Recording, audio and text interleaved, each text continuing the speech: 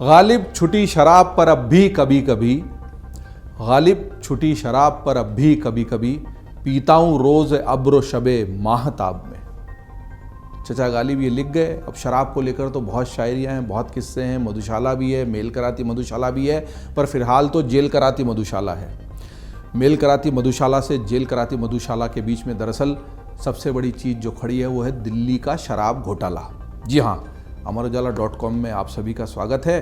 चूँकि चर्चा बहुत ज़्यादा हो रही है इस शराब घोटाले की, तो शराब से जुड़ी तमाम अन्य बहसों और शेर व शायरी की बजाय बात करते हैं कि आखिर ये मधुशाला में जो मधु मिल रहा है, जो शराब मिल रही है, वो जेल क्यों करा रही है।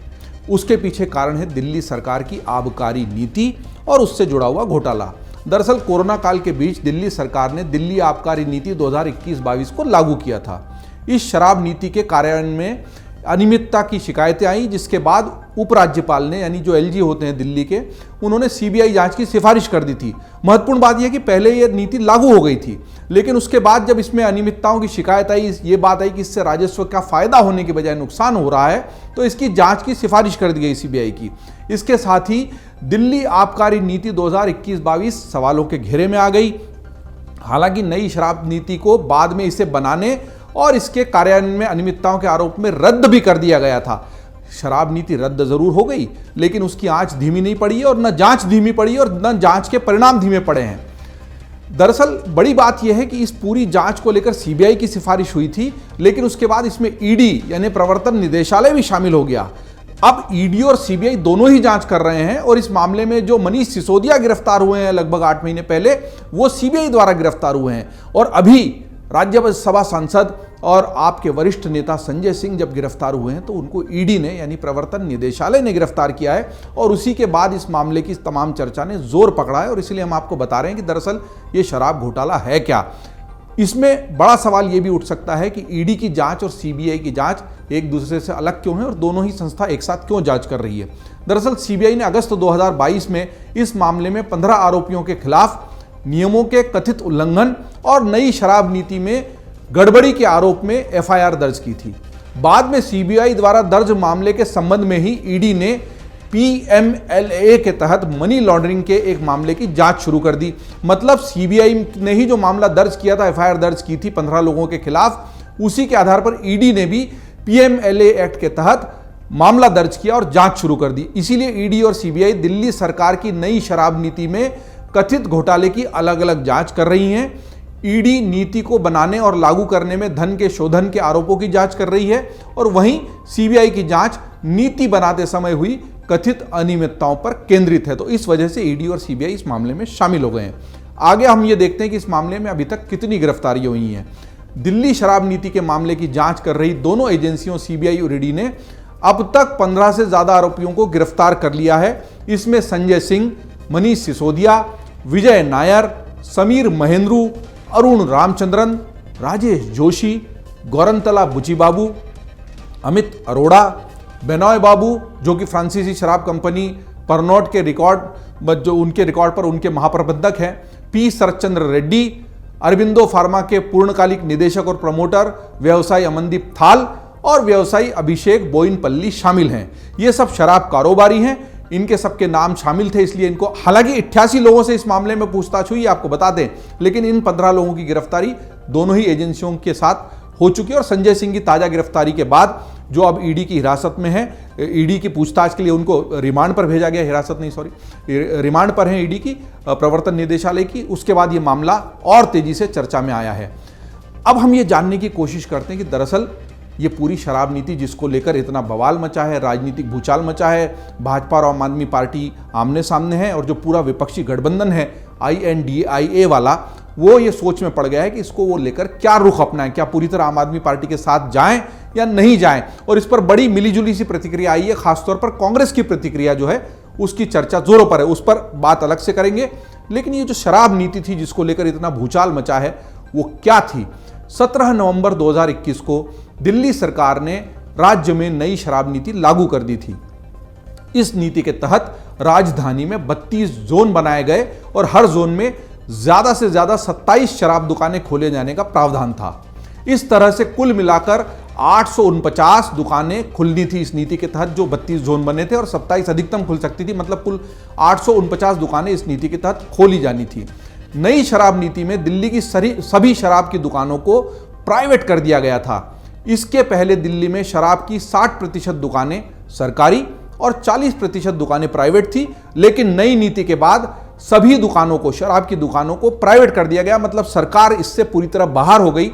एक आरोप इसलिए यह भी है कि तमाम प्राइवेट कारोबारियों को आपने लाभ पहुंचाने के लिए यह किया। सरकार ने तर्क दिया था कि ऐसा कर देने से, मतलब सारी की सारी दुकानों को निजी कर देने से, प्राइवेट कर देने से 3500 करोड़ रुपए का फायदा होगा। सरकार ने लाइसेंस की फीस भी कई गुना बढ़ा दी। जिस L1 लाइसेंस के लिए पहले ठेकेदारों को 25 लाख रुपए देना होते थे, नई शराब नीति लागू होने के बाद उसके लिए ठेकेदारों को 5 करोड़ रुपए चुकाने पड़े। देखिए, 25 लाख रुपए देने पड़ते थे L1 लाइसेंस के लिए, उसको सीधे बढ़ाकर 5 करोड़ रुपए कर दिया गया। इसी तरह अन्य कैटेगरी में भी लाइसेंस की फीस में काफी बढ़ोतरी हुई। अब बड़ी बात यह है कि अगर ये सब अच्छा था, दुकानें बढ़ गई, लाइसेंस की फीस बढ़ गई, तो फिर इसमें घोटाले के आरोप क्यों लग रहे हैं और कैसे फिर ये शराब नीति गलत हो गई? शराब लोग पी रहे हैं, सरकार उससे पैसा कमा रही है, वो एक अलग बहस का मुद्दा है। लेकिन अगर शराब लोग पी रहे हैं, दुकानें ठेके पर दी जा रही हैं, उनको प्राइवेट कर दिया गया, उनकी संख्या बढ़ा दी गई, लाइसेंस फीस अगर बढ़ा दी गई, तो फिर घोटाला कैसे हो गया? दरअसल नई शराब नीति से जनता और सरकार दोनों को नुकसान होने के आरोप जांच में लगाए गए हैं। बड़े शराब कारोबारियों को फायदा होने की बात भी इस आरोप में कही गई है। भारतीय जनता पार्टी का तो यही आरोप है कि इस घोटाले में 3 तरीके से गड़बड़ियां की गई हैं और इसी वजह से ये एक महा घोटाला है और इसीलिए वो इतनी हमलावर आम आदमी पार्टी पर है। अब ये पूरे जो आरोप हैं उसे समझने के लिए हम आंकड़ों पर नजर डालते हैं। दरअसल लाइसेंस फीस में भारी इजाफा करके बड़े कारोबारियों को लाभ पहुंचाने का आरोप है। जो लोग 25 लाख रुपए दे सकते थे, दरअसल उनको बाहर कर दिया गया। अगर उनको बाहर कर दिया गया तो सारा का सारा जो ठेका है और 100% वो निजी भी हो गई, वो बड़े कारोबारियों के पास चला जाएगा और बड़े कारोबारियों से फिर सीधे सरकार अपने फायदे के लिए कुछ भी सौदा कर सकती है। ये आरोप है। देखिए, ये आरोप है कि 25 लाख की फीस देने वाले तो बहुत सारे लोग थे। अब वो 25 लाख से 5 करोड़ हो गया, मतलब 25 से 30 लाख नहीं किया गया, 35 लाख नहीं किया गया, डबल करके 50 लाख भी नहीं किया गया, सीधे 5 करोड़। इसका मतलब आपने पूरी के पूरे वर्ग को, जो ये ठेके पहले लेता था शराब की दुकानों के, उठाता था सरकार को रकम चुकाकर, वो अब इससे बाहर हो गया। बाहर होकर केवल बड़े ठेकेदार इसमें शामिल हो गए। इसके लिए सरकार ने जो लाइसेंस शुल्क तय किया था वो बढ़ जाने से सरकार ने कई तरह की कैटेगरी भी बनाई। सरकार ने न केवल बड़े कारोबारियों को लाभ पहुंचाया जैसा कि आरोप है, इसके लिए कई तरह की कैटेगरी बनाई गई। इसके तहत शराब, बियर, विदेशी शराब आदि को बेचने के लिए जो लाइसेंस दिया जाता है, उसके लिए उदाहरण देकर अगर हम समझें तो पहले जिस लाइसेंस के लिए ठेकेदार को 25 लाख रुपए का भुगतान करना पड़ता था, अब नई नीति के बाद उसी के लिए उसको 5 करोड़ रुपए देने पड़ेंगे। आरोप यही है कि दिल्ली सरकार ने जानबूझकर बड़े कारोबारियों को फायदा पहुंचाने के लिए ऐसा किया है और इससे छोटे कारोबारियों की दुकानें बंद हो गई। बाजार में केवल बड़े शराब माफियाओं को लाइसेंस मिला। विपक्ष का एक आरोप यह भी है कि इसके एवज में आम आदमी का पार्टी के नेताओं और अफसरों को शराब माफियाओं से मोटी रकम घूस के तौर पर मिली है। इसका प्रमाण नहीं है और उसी को लेकर कोर्ट में भी बहस चल रही है। लेकिन सरकार ने बताया कि यह पूरा सौदा फायदे का है। दिल्ली की आम आदमी पार्टी सरकार का तर्क है कि लाइसेंस फीस बढ़ाने से सरकार को एकमुश्त राजस्व की कमाई हुई। इससे सरकार ने जो उत्पाद शुल्क और वैट घटाया उसकी भरपाई भी हो गई। दूसरा जो बड़ा आरोप है उसकी तरफ चलते हैं। दूसरा बड़ा आरोप है कि खुदरा बिक्री में भी सरकारी राजस्व में भारी कमी होने का जब ये नीति लागू हुई उसके बाद आरोप लगा। उदाहरण के लिए मान लीजिए कि पहले अगर 750 मिलीलीटर ml की एक शराब की बोतल 530 रुपए में मिलती थी, तब इस एक बोतल पर रिटेल कारोबारी को 33.35 यानी 33.35 रुपए का मुनाफा होता था, जबकि 223.89 रुपए का उत्पाद कर और 106 रुपए का वैट के रूप में सरकार को मिलता था। तो सरकार का यह राजस्व उस वक्त था। मतलब एक बोतल पर सरकार को 329.89 रुपए का फायदा मिलता था। लेकिन नई शराब नीति से सरकार के इसी मुनाफे में खेल होने का यानी गड़बड़ी होने का दावा किया जा रहा है। दावा है कि नई शराब नीति में वही 750 ml वाली शराब की बोतल का दाम 530 रुपए से बढ़कर 560 रुपए हो गया। इसके अलावा रिटेल कारोबारी का मुनाफा भी 33.35 रुपए से बढ़कर सीधे 363.27 रुपए हो गया। मतलब 33 रुपए से 363 रुपए। मतलब कि रिटेल कारोबारियों का फायदा 10 गुना से भी ज्यादा बढ़ गया। वहीं सरकार को मिलने वाला 329.89 रुपए का फायदा घटकर 3 रुपए 78 पैसे रह गया। इसमें 1.88 रुपए उत्पाद शुल्क और 1.90 रुपए वैट शामिल है। मतलब यही बड़ा आरोप है कि आपने लाइसेंस शुल्क तो बढ़ाया, लेकिन खुदरा बिक्री जो शराब की हो रही है, रिटेल जो सेल शराब की हो रही है, उसमें प्रति बोतल पर आपको नुकसान होना शुरू हो गया सरकार को, और यही सबसे बड़ा आरोप है। दरअसल इस पूरे शराब घोटाले को लेकर 7 खामियां बिंदुवार निकाली गई थी जांच रिपोर्ट में, और उसी से दिल्ली सरकार की मंशा पर सवाल उठाए गए थे। शराब घोटाले के मामले ने तूल पकड़ा तो केंद्र सरकार ने इसकी जांच करवाई। मुख्य सचिव ने जांच करके एक रिपोर्ट तैयार की जो दिल्ली के उपराज्यपाल को भेजी गई। इस रिपोर्ट में सभी 7 बिंदुओं पर सवाल उठाए गए हैं। मनीष सिसोदिया के निर्देश पर आबकारी विभाग ने एयरपोर्ट जोन के L1 बिडर को 30 करोड़ रुपए वापस कर दिए। बिडर एयरपोर्ट अथॉरिटीज से जरूरी NOC नहीं ले पाया था। ऐसे में उसके द्वारा जमा कराया गया सिक्योरिटी डिपॉजिट सरकारी खाते में जमा हो जाना चाहिए था, लेकिन सरकार ने बिडर को वही पैसा लौटा दिया। यह पहला बिंदु था जो सरकार ने जांच समिति बनाई थी और उपराज्यपाल को सौंपी थी। उसी जांच समिति ने जो पाया था, उसका दूसरा बिंदु यह था कि केंद्र सरकार से मंजूरी लिए बिना आबकारी विभाग ने 8 नवंबर 2021 को एक आदेश जारी करके विदेशी शराब के रेट कैलकुलेशन का फार्मूला बदल दिया। बियर के प्रत्येक केस पर लगने वाली 50 रुपए की इंपोर्ट पास फीस को हटाकर लाइसेंस धारकों को अनुचित लाभ पहुंचाया गया। इसके चलते सरकारी खजाने को भारी नुकसान हुआ। यह था दूसरा बिंदु। तीसरा बिंदु यह था कि टेंडर दस्तावेजों के प्रावधानों को हल्का करके रिटेल लाइसेंसियों को वित्तीय फायदा पहुंचाया गया, वह भी तब जब लाइसेंस फी, ब्याज और पेनल्टी न चुकाने पर ऐसे लाइसेंस धारकों पर कार्रवाई होनी थी। मतलब कार्रवाई करने की बजाय आपने उनको फायदा पहुंचा दिया।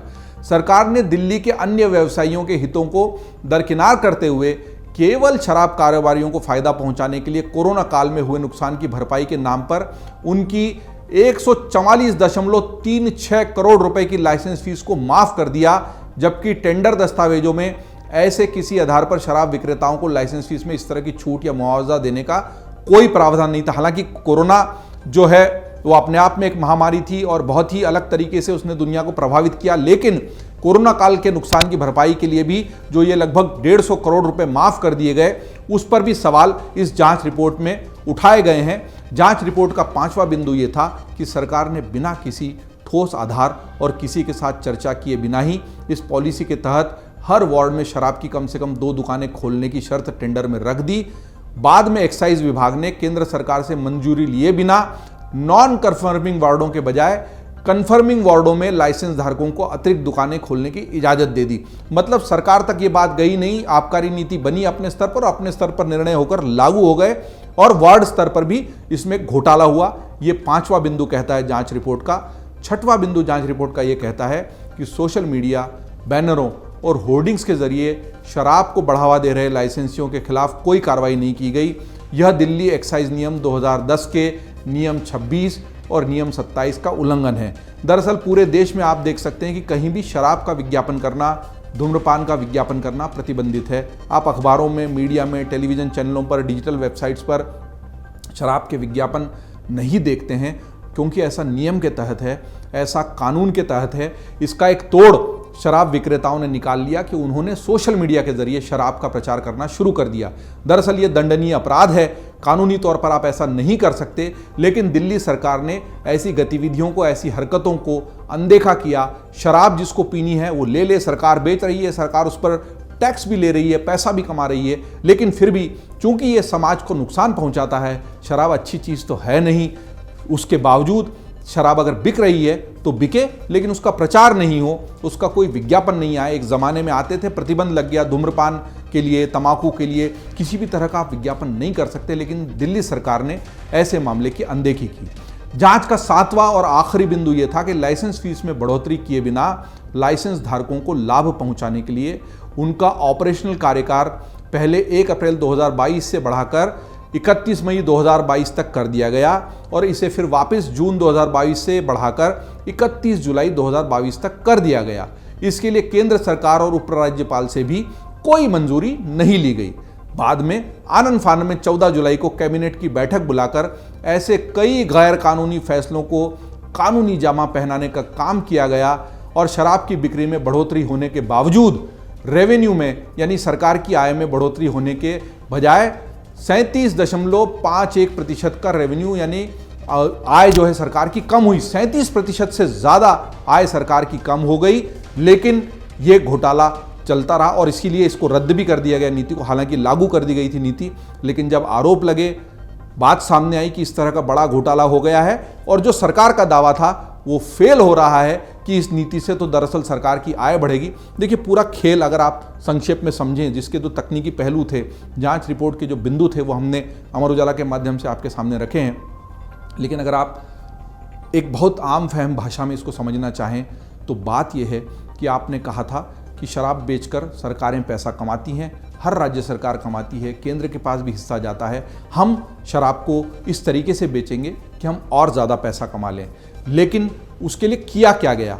उसके लिए किया ये गया कि लाइसेंस फीस को बढ़ा दिया गया 25 लाख से 5 करोड़ और उसके एवज में रिटेल में प्रति बोतल पर जो होने वाला मुनाफा था सरकार का, उसको घटाकर उस मुनाफे को सीधे कारोबारियों तक पहुंचा दिए गए। यानी कारोबारियों से ये कहा गया कि आप लाइसेंस फीस ज़्यादा भर दो, तो वो कोई भी कहेगा भाई इतनी ज़्यादा लाइसेंस फीस आप क्यों मांग रहे हो, इतना तो मुनाफा हमको होता नहीं है। तो उनसे कहा गया कि आपको मुनाफा ज़्यादा होगा, प्रति बोतल आपका जो मुनाफा है वो बढ़ जाएगा। इसलिए एक मुश्त यही दावा सरकार ने भी किया था, आम आदमी पार्टी सरकार का ये दावा था, चूंकि 5 करोड़ रुपए हम शुरू में ही ले रहे हैं तो हमको एकमुश्त सरकार के पास पैसा आ गया, राजस्व आ गया, जो बाद में धीरे धीरे प्रति बोतल की बिक्री पर आता और उसके एवज में हमने प्रति बोतल बिक्री पर होने वाला जो फायदा था उसको कम कर दिया। लेकिन जब जांच समिति ने दोनों ही चीज़ों का जोड़ घटाव किया कि अगर आपको शुरुआत में एकमुश्त राजस्व मिल गया तो बाद में भी प्रति बोतल की बिक्री से आने वाला जो पैसा है, दोनों मिलाकर कुल आय सरकार की बढ़नी चाहिए। लेकिन सरकार की कुल आय नहीं बढ़ी, यही सबसे बड़ा आरोप है। और ऐसा करते समय अगर आपने शराब कारोबारियों से कोई और फायदा भी उठाया है, जैसा कि आरोप है, और उनमें से एक शराब कारोबारी जो देवेंद्र अरोड़ा हैं, वो सरकारी गवाह भी बन गए हैं और उन्हीं की पूरी जो गवाही है उसके आधार पर ये जांच भी आगे बढ़ रही है और गिरफ्तारियां भी हो रही हैं और सुप्रीम कोर्ट में भी इसको लेकर तीखे सवाल पूछे गए हैं। मसला ये है कि अगर घोटाला हुआ है तो घोटाले के सबूत होने चाहिए। सबूत में ये सारी बातें हैं जो हमने आपको बताई कि ये सब मिलाकर ही घोटाले का संकेत देती हैं। इसीलिए फिलहाल ये कथित घोटाला है।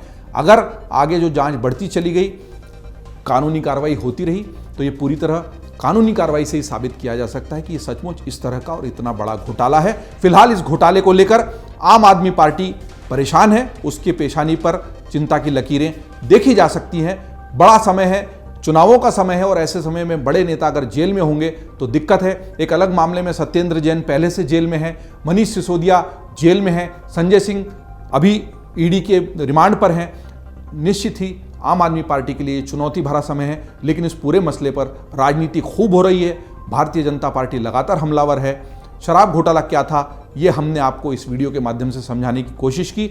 आपके कोई कमेंट हैं, टिप्पणी हैं, सवाल हैं तो ज़रूर कमेंट बॉक्स में दीजिए। इस वीडियो को लाइक और शेयर करना न भूलें। आप देखते रहिए अमरउजाला.com।